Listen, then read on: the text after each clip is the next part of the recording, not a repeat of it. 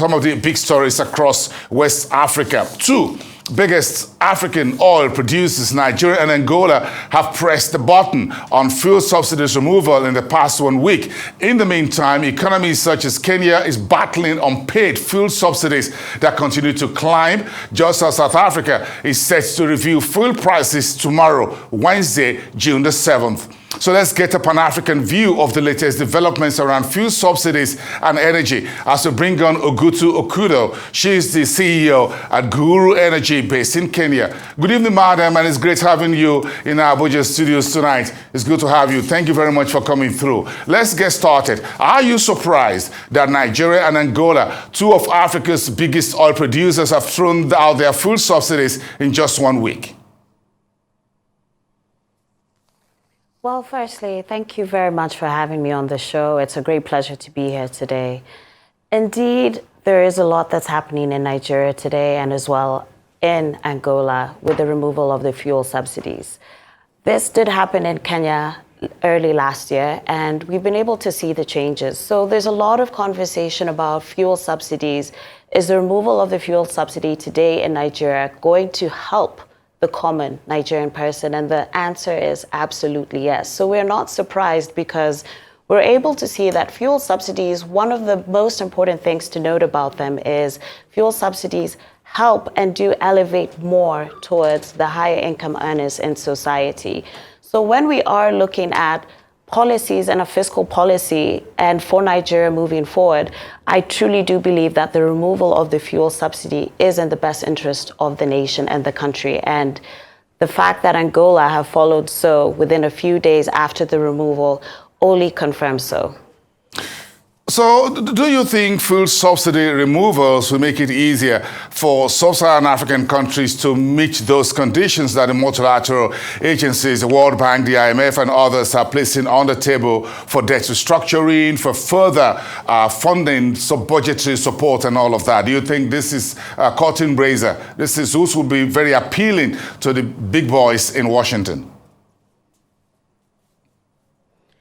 Absolutely. When you look at the International Monetary Fund and how they define fuel subsidies and what the impact they do have on economies, number one, it's higher taxes. So meaning fuel subsidies do require that the government tax common individuals much more. Number two, less spending on different kinds of activities. One of the shocking facts about the Nigerian fuel subsidy is you're spending way over 3.36 trillion a year.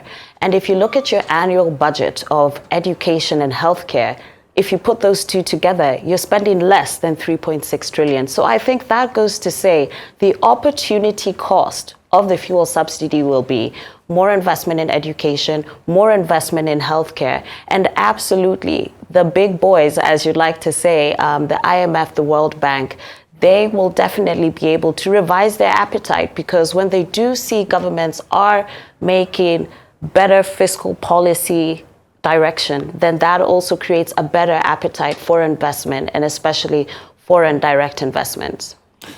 Interesting when you look at Kenya, while still battling unpaid fuel subsidies. As at yesterday, we're looking at roughly 45 to 50 billion shillings. What's the way out of this for President Ruto's administration, since Kenya still depend heavily on imported fuel and this still distributes some of these to neighboring countries such as Uganda under a certain arrangement? Well, firstly, absolutely, Kenya is faced with a very interesting task right now, but I do believe President Ruto has got it under control with being able to pay the outstanding amount owed to the oil marketing operators, the OMCs who've been in the region. But also beyond that, if you're able to understand and look at it from a grander scale, you'll be able to see that for Nigeria and Angola, which are oil-producing countries, this is something that was already bound to come, regardless of the administration that did come into the Nigerian presidency. And we look back, even before the COVID-19 pandemic hit, we already had a global recession on the brink. For the first time in history, we had oil trading at negative the barrel. So with progress Nigeria is making right now with the last administration of President Muhammad Buhari and going into the administration of President Tinubu, one of the things you can realize and you'll see immediately is the removal of this subsidy and what it is going to be the opportunity cost to the Nigerian people. And the fact that this money is being held as receivables by the NNPC, but now will be able to touch the lives of Nigerians far and wide, I believe says a lot. But then also beyond that, I think it's important to put into context. As a former board director of the National Oil Corporation of Kenya, we grappled with fuel scarcity around this time last year. And one of the things we came to realize about fuel subsidies, one, is there is a lot of opaqueness in them. So a lot does go down into corruption. And I believe that is also something very similar here. You're talking approximately $23 billion every year goes to fuel losses and fuel being stolen and smuggled across the border in Nigeria. And being able to clamp down on that is going to make a huge change. However, I do also must reach out, and I do also empathize with the common Nigerian person who has to move from one place to the next, and there has been no change in their minimum wage. So I believe a better conversation right now is a conversation regarding the common Nigerian person, what that minimum wage will look like in the future. But the number one thing that has to be stopped right now is the fuel subsidy to curb on corruption, to be able to give the common Nigerian people and all Nigerians of all walks of life the quality of life they truly deserve. Well, madam, you've seen this side of hydrocarbon industry in Kenya, and you also into sustainable energy as we speak, as far as your organization is concerned. So we'll talk about a broader energy sustainability conversation across Africa. What should the SSA be looking at beyond fuel subsidies removal as we look at the basic form of energy for the continent, for the common man? What are you doing at Guru Energy in that regard? Thank you.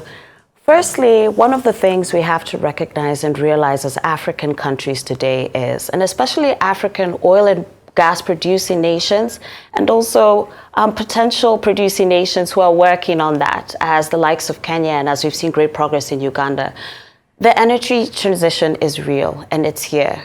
Nigeria today has seen less capex and less investment coming into the oil and gas industry. You've seen some of the major players moving out of Nigeria. And what does that mean?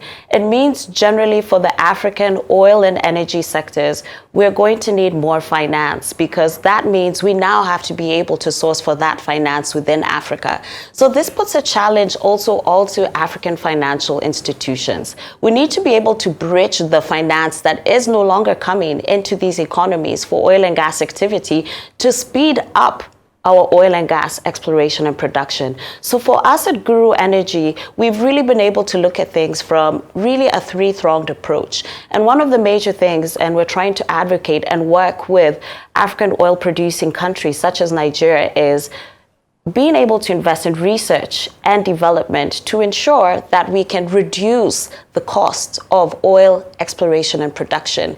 Right now, we see a lot of companies that are investing in oil and gas around the world are looking for low-cost oil. They're looking for oil that can be recovered at a cheaper rate. So that is going to need a lot of R&D.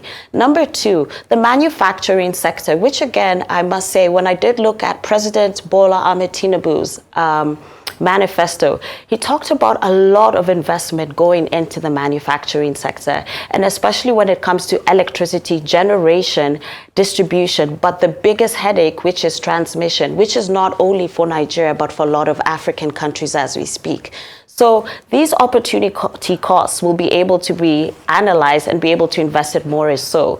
And furthermore, when we talk about the manufacturing sector, Guru Energy, we're able and we want to work with corporations, companies, and be able to put in renewable energy solutions to make sure that you run your businesses, but you run them more cost effective, have a cleaner footprint, because at the end of the day, we as Africans have to take care of our environment. So I truly believe everything that I have said, but the major thing we have to put together is COP28 is coming up at the end of the year. Africa needs to speak as one voice. We need to be able to set what our climate targets are. But the most important thing is we have over 600 million Africans without access to clean, affordable electricity. And that should be our priority for now. So thank you very much. Oh, thank you very much once again, and we appreciate your insights on this major current discourse, not just in Nigeria, but across the continent. Ogutu Okudo, CEO at Guru Energy, based in Kenya. Thank you for speaking to us while you're here in Nigeria. We appreciate that.